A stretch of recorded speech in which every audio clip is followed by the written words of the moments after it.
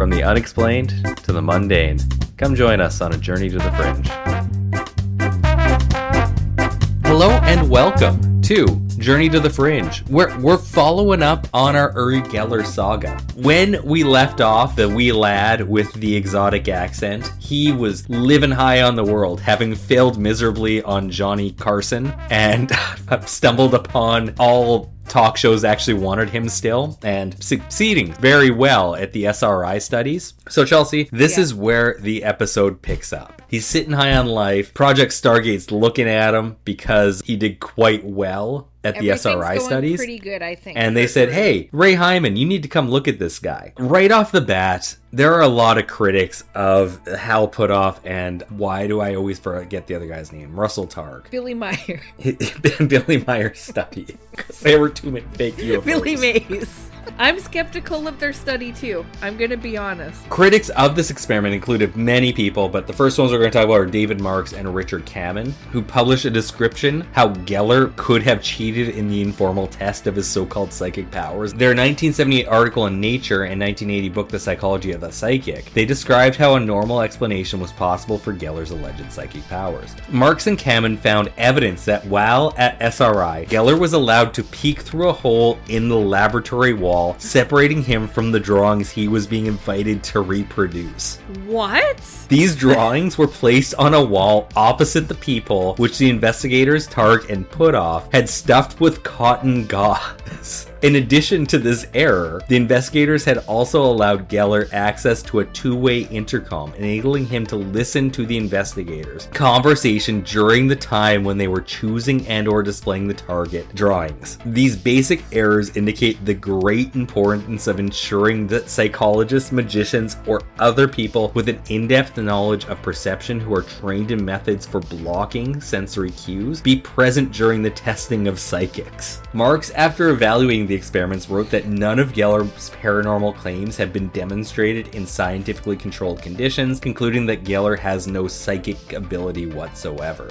However, he did believe him to have a very clear, well-practiced magic act. Marks and Kammann tested Geller's ability to mentally repair watches and found that, quote, many supposedly broken watches had merely been stopped by gummy oil, and simply holding them in his hand would warm the oil enough to soften it and allow watches to return to ticking. Now to get to Ray Hyman. This is how Ray Hyman got involved in the skeptic movement, which is how he ends up being put in charge of this question of Uri Geller. It was by one person alone, Alice Cooper. James Randi, whose name came up earlier with Johnny Carson, we're going to talk about him later, was touring with Alice Cooper as part of a stage show, and Alice Cooper asked James Randi to invite Hyman to a show in order to ask his advice about the audience. While there, quote, Randi pulled me aside and said, we really ought to do something about this Uri Geller business. Let's form an organization called the SIR, the Sanity in Research. And in 1972, he joined with Martin Gardner, and they had their first meeting, and the three of them felt they had no administration experience. Quote, we just had good ideas, end quote. And were soon joined by Marcello Truzzi, who provided structure for the group. Truzzi involved Paul Kurtz, and then they formed the CSICOP in 1976. In an interview in 2009 with Derek Colandano for the Skepticality podcast, Hyman was asked his opinion of the modern skeptical movement. Sorry, Uri Geller's coming. I just want to set up Ray Hyman because he is a cool guy. I was almost gonna say, do we need, like, what would we call it, like bad anti-asshole episodes of the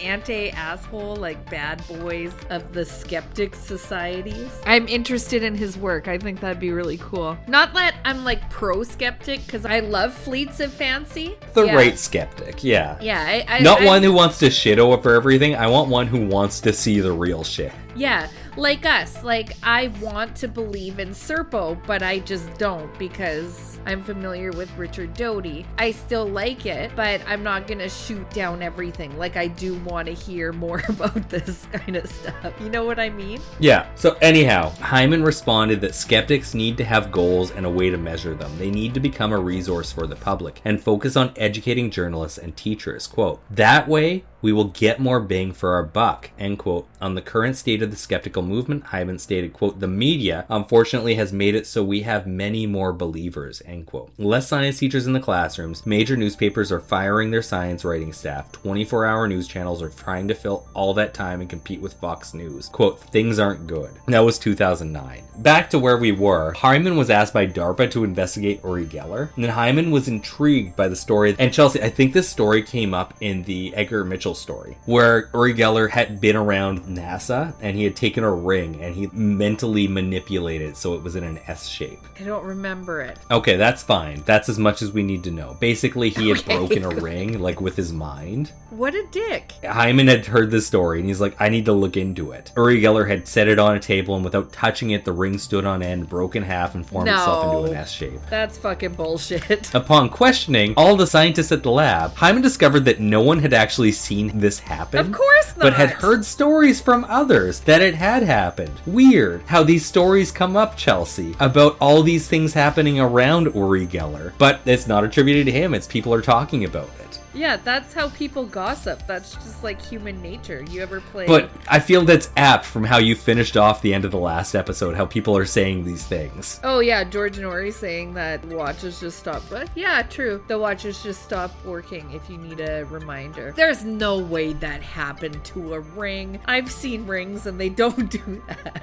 Hyman continued to question the scientists and discovered that no one had ever seen Geller bend anything without touching it. In fact, quote, Geller was allowed to take the object into the bathroom and then come back with the bent object. They took his word for it, end quote. Okay, I do think he has powers. If you give me 4 hours and a spoon and nobody around for accountability, yeah. I have powers too, damn it.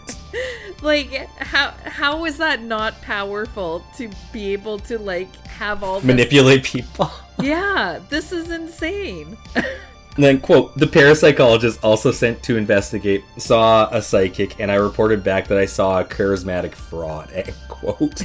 So Hyman reports back to the government that Geller was a complete fraud, and as a consequence, Targ and Putoff lost their government contract. The result is they go on a publicity tour, all of them, Geller, Targ, and Putoff, to seek private funding for further research work on Geller. I love that. There's a happy ending to that. And he doesn't actually get involved with Project Stargate. Like, that's where it gets cut off. Did we know that? We did Project Stargate. Yeah, I know. I can't remember. We did it a while ago. He doesn't actually end up getting involved with it. He's just one of those names that's really attached to it. Maybe we knew that, but I'm glad that we're going over it more thoroughly now. And in an encyclopedia of claims, frauds, and hoaxes of the occult and supernatural, James Randi writes, quote, Hal Putoff and Russell Targ, who studied Mr. Geller at the Stanford Research Institute, were aware, in one instance at least, that they were being shown a magician's trick by Geller. Their protocol for this serious investigation of the powers claimed by Geller were described by Ray Hyman as, quote, sloppy and inadequate,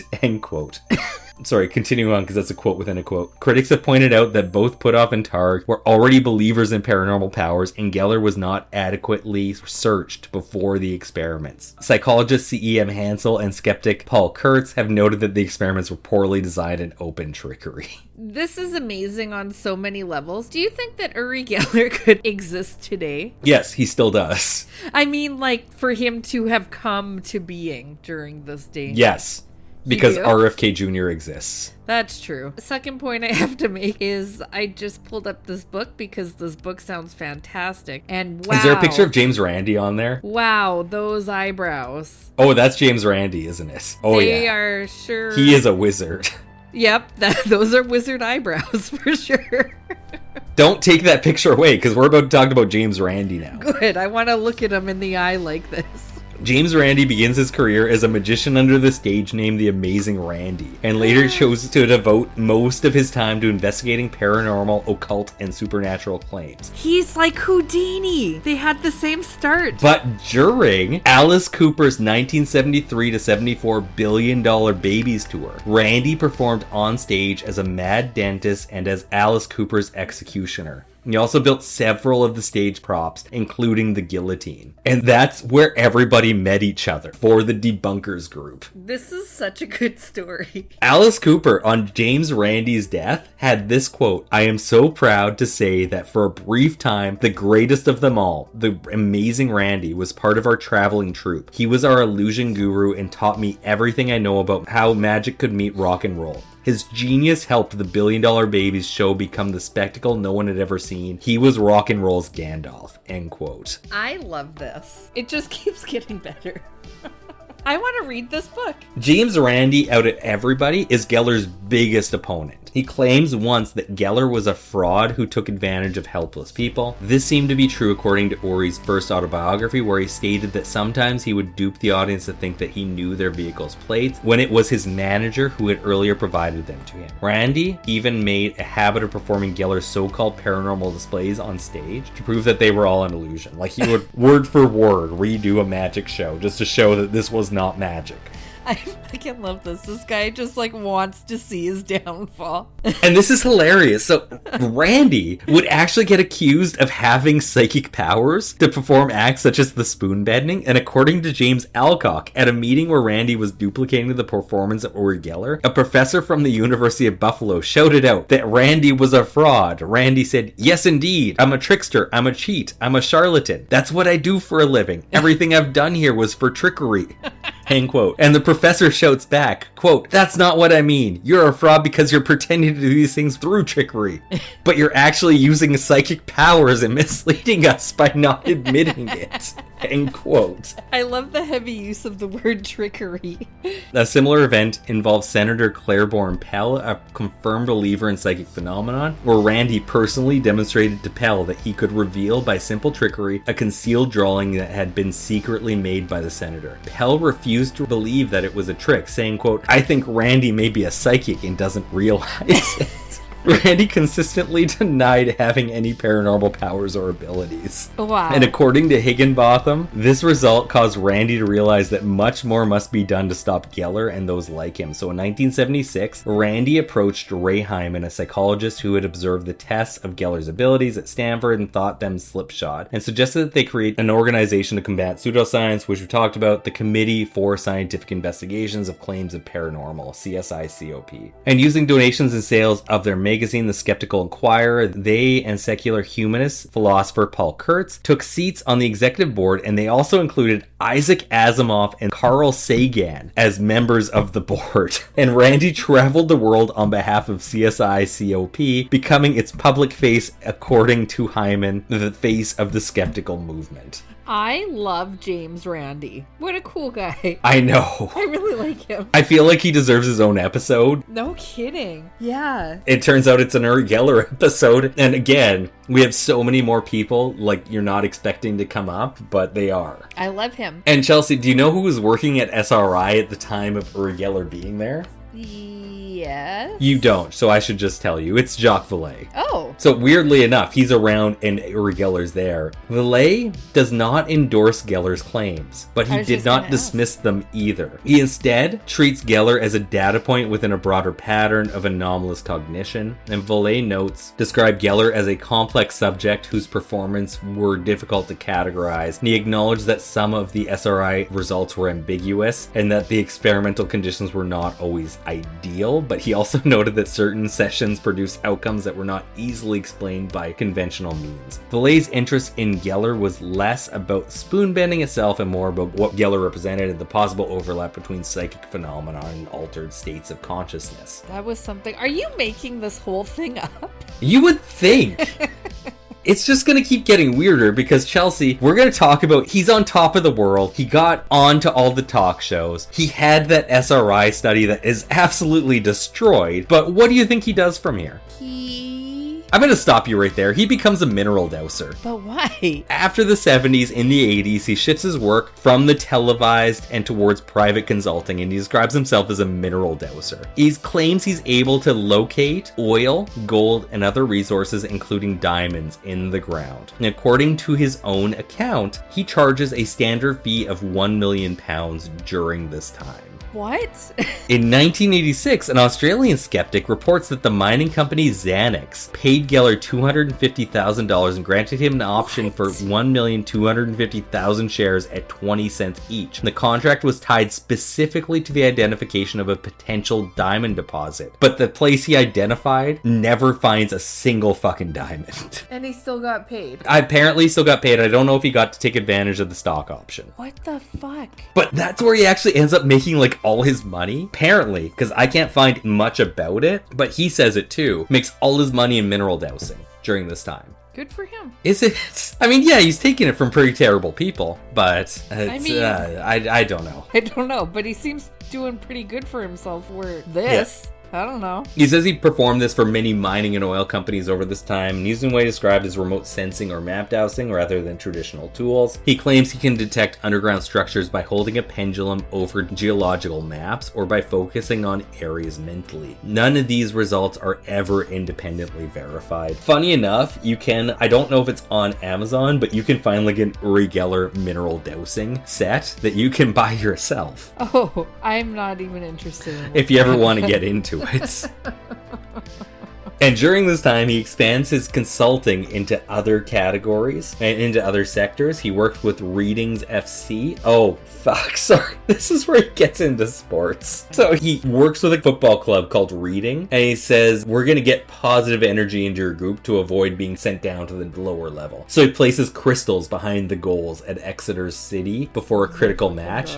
That Reader FC ends up losing 5-1. He advises cyclist Bruce Bursford on mental preparation for speed record attempts. Geller occasionally offered assistance in criminal investigations. One of his cases, he predicts that a kidnapped woman would be found alive. She is never located. What? How was he? Despite the lack of confirmed success, Geller continues to work the services for corporations and private clients. He described controversy as beneficial to his career, maintains that skepticism increases his demand for his abilities. So is it just the legend around him by this point? Like, how is this happening? I don't know, because failing seems to help him. Legends shouldn't be helped by that. I don't feel like I've heard a success of his. I'm not even gonna let you guess what happens here in the year 2000. Okay. He sues Nintendo. Do you know why? I remember this. I can't remember why. There's a Pokemon that he thinks kind of looks like him. Oh, yeah. Named Kadabra, because it's bending a spoon. Yep, I remember this. He says this was an unauthorized use of his name and spoon-bending persona, and he argues the character's design, which included a bent spoon and psychic abilities, damaged his reputation. Geller sought substantial damage and attempted to block the character's use in trading card and merchandise. And for 20 years, Kadabra is not allowed in the trading card game. What? He won? No, the lawsuit's unsuccessful, but they voluntarily just stopped printing this card because they're like, who fucking cares? But you know what? It is who cares, because it probably just makes it more valuable because they stopped printing it. That's probably what Nintendo thought. Like, if we can't print this, these things are worth so much. Yeah. I don't know why in 2020 he decided that, like, no, you can just print them. So he, like, that's the lawsuit's over in 2020. And this is the last thing we're going to talk about in this episode, Chelsea. In 2009, he buys an island off the coast of Scotland. And by off the coast, I mean like 100 meters off the coast of Scotland. It's called the Isle of Lamb. It is uninhabited. It is 100 meters by 50 meters. And Chelsea, I want you to just Google Lamb Island and tell me what you see. What the fuck is that? That's a dock. Is that not a dock? Lamb Island, Scotland. It does not even have a dock. Oh, that's a shitty island. Yeah, you can't live on it. Is this... No, this is Isle of Ew. Oh, here, I will share my screen, Chelsea. There's a lot of sheep on Isle of Ew. Lamb Island is located right here. So, Google Maps. Here's Edinburgh. Here's Glasgow. Here is the Isle of Lamb. Okay, South Dog. This one. This one here. Oh. This is the island he bought. That's a real shitty island. How big You is can't that? live on this Not island. Very big, no. Nobody can live on this island. It's 100 meters long. Nope. It's not that big. There's not even a tree. He apparently's been to it, but, like, I don't know how you what? could actually, like, even dock to do that. What would you do on that island? Oh man, Chelsea, I'm just gonna read this part and then I'm gonna read his story on his island, on his website. He buys in 2009 Lamb Island off the eastern coast of Scotland, and they say it's previously known for its witch trials. Huh? It can't be. No. You can't do witch trials on that island. No, just looking at it, no way. Is this him saying that, or is this actually documented? This is off of Wikipedia, so probably him saying it. And apparently beaches that Robert Louis Stevenson is said to have described in his novel Treasure Island. No, and I realize I I'm don't still believe sharing it. my screen, but like again, there's no beaches on this island. No, I don't believe this. This is made up. Uri Geller's making it up. Why would he do such a thing?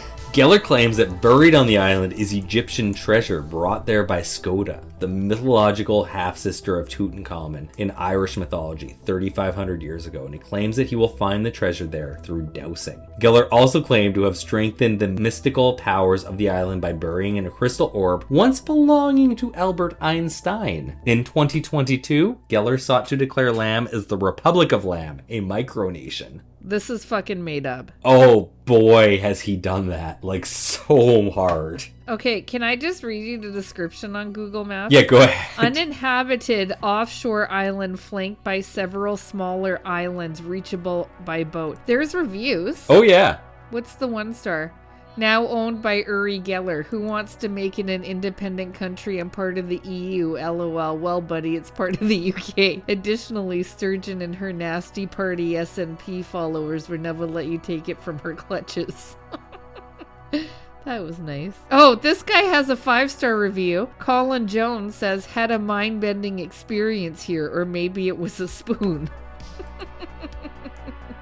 And yeah, like that's what he's been up to. There's a Uri Geller museum, which he owns in Tel Aviv, which you can go visit. But like outside of that, those are all the things he's got going on. And in the next episode, we're going to talk about like all the people he's associated with and all the predictions he's making, because apparently he's also a psychic, which hasn't come up until this point. I'm having troubles wrapping my head around what the fuck is going on with this guy and why is he who he is. Yeah, and I don't know if I'm going to make more sense later on either, Chelsea. I can absolutely understand how you're not going to bring any logic to this. You know what? This is pretty standard for stuff like this in this community. It seems like the legend is preceding him somehow, and with each fail, the legend becomes stronger and people become more enthralled with him, maybe. This is super crazy. He doesn't even seem to be putting out anything good. No, I can't think of one thing that he's actually done where you'd say like, oh yeah, this contributed to the community or like moved anything forward, was even like something tangible to work with. It's not like he's writing books or like doing anything other than just saying that he can bend spoons. Well, I shouldn't say. I'm pretty sure during this time he is writing books as well, but okay, nothing important. No, it doesn't seem like it. So weird. I don't know. I can't wrap my head around it. Because yeah, on his website itself, he has a page called Books. I can't tell if he's written these books or they're books about him, but there's a ton of books in there. Or books he recommends, maybe. Could be. But yeah, it's hard to say. That's enough for this episode. I have been Taylor, here with Chelsea. We are Journey to the Fringe. Thank you all for listening. I'll see you next week. Bye.